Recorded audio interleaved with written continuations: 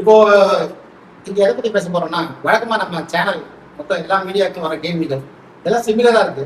அதனால இங்க வந்து அந்த கேள்விகளை சொல்றதுக்கும் நம்ம கூட இந்த வழக்கறிஞர் பணியிலும் சரி, வழக்கறிஞர் அல்லாத சமூக ஆர்வலர் மொத்தமான 2 பேர் இங்க வந்திருக்காங்க. அவங்க பேர் சொன்னா திவ்யா. இவங்க வந்து நம்மளோட சேனலோட பிஆர். இவங்க நம்ம கூட இன்னொருத்தவங்க நம்ம கூட இலவச சட்ட உதவி மையத்துக்கெல்லாம் நம்ம கூட ஹெல்ப் பண்ணி வர்ற சில பேருக்கு வந்து வசதியற்றவர்களுக்கு நம்ம செய்யக்கூடிய பணிகளுக்கு கூட உறுதுணையா இருக்கக்கூடிய இன்னொரு நபர் வந்திருக்காங்க. துர்கா.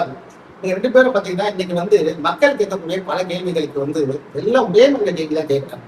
ஸோ அந்த கேள்விகளை வந்து தொகுத்து நம்ம பிஆர் வச்சிருக்காங்க. இந்த கேள்விகள் சில வந்து தாக்குற மாதிரியாவே இருக்கும், சில கேள்விகள் வந்து என்னை வந்து ஆதரிக்கிற மாதிரியாவும் இருக்கும். சில கேள்விகள் இவங்க கேட்பாங்க. அது மட்டும் இல்லாம சமூக ஆர்வலரான, அதாவது இந்த கடன் வாங்கி கட்ட தவறி அதன் மூலம் வந்து மன உளைச்சல் இருக்கிறவங்களுக்கு கவுன்சிலிங் மாதிரி இன்னும் இலவச சட்ட உதவி மையம் மூலமா நம்மளோட டாக்டர் அம்பேத்கர் இலவச சட்ட உதவி மூலமா கொடுக்குற ஒரு அவேர்னஸ் மீடியாவுக்கு உறுதுணையாக இருக்கக்கூடிய உகாந்திகள் உட்கார்ந்துருக்காங்க.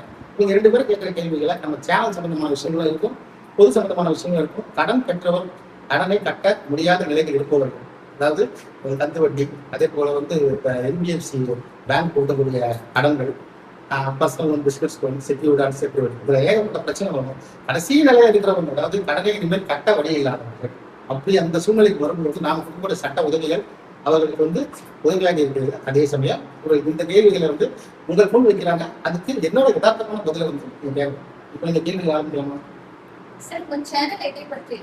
என்னோட சேனல் எதை பற்றியது? நிச்சயமா சினிமா கிடையாது, காமெடி சேனல் கிடையாது, ரீல்ஸ் மாதிரி கிடையாது, ஆசிரியம் அந்த மாதிரி எதுவும் நகைச்சுவை எதுவும் கிடையாது. இங்க வந்து நம்ம சேனலோட நோக்கம் என்னன்னாக்கா, கடனை பெற்றவர்கள், இந்த கடன்றது அது வந்து பாத்தீங்கன்னாக்கா ஒரு விழுமிய கருத்து. கடனை எல்லாமே, அதாவது வந்து பாத்தீங்கன்னாக்கா இந்த வட்டிக்கு வாங்குறது, அதே போல பேங்க்ல வந்து கடன் வாங்குறது, கிரெடிட் கார்டு, ஒரு ஹவுசிங் லோன், ஒரு வாகன கடன், இப்படி எல்லாம் வாங்கிட்டு கடைசியில பாத்தீங்கன்னா நிறைய பிரச்சனைகளால வந்து கட்ட முடியாம போயிடுது. அதுக்கு 1000 காரணங்கள் இருக்கலாம். கடனை வாங்கினா கட்டி ஆகணுன்றது வந்து தர்மம். அதே போல கடனை கட்ட முடியாத சூழ்நிலை அவரோட சூழ்நிலை பொறுத்து. உதாரணத்துக்கு பாத்தீங்கன்னா இந்த பேரழிவு காரணம் தெரியும், கொரோனா பீரியடு, அதுல பல தொழில்கள் நெருங்கி போச்சு. அதே போல நிறைய பேர் வந்து வேலையை இழந்துட்டாங்க. அப்படி வேலை இழந்த சூழ்நிலைகள்ல இருக்கிறவங்க, வேலை இழந்தவங்க, அதனால வந்து கடனை கட்ட இயலாத, அதே போல வேற சோர்ஸ் இன்கமே இல்லாத இருக்கிறவங்களுக்கு வந்து சட்டப்படியான வழிகள் என்ன இருக்கு. இப்போ அரஜகமான வழியை வந்து கையாண்டுச்சுன்னா அந்த அரஜகமான வழி தப்பு. ரிசர்வ் பேங்க் ஆஃப் இந்தியா சொல்லியிருக்க ரூல்ஸ் பிரகாரம், அதே போல தமிழக அரசு போட்டிருக்க சட்டங்கள்லாம் இருக்கு.